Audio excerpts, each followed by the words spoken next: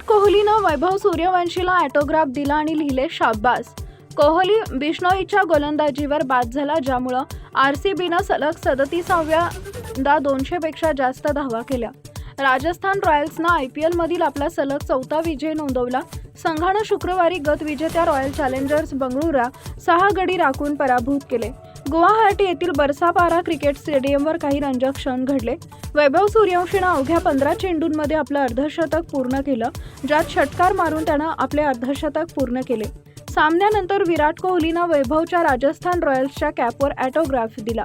दुसरीकडे चांगल्या सुरुवातीनंतर विराट कोहली रवी बिश्नोईच्या गोलंदाजीवर बाद झाला. विक्रमानुसार आरसीबीनं IPLमध्ये 37व्यांदा 200 किंवा त्याहून अधिक धावा केल्या. चेन्नई सुपर किंग्सच्या विक्रमाची बरोबरी केली.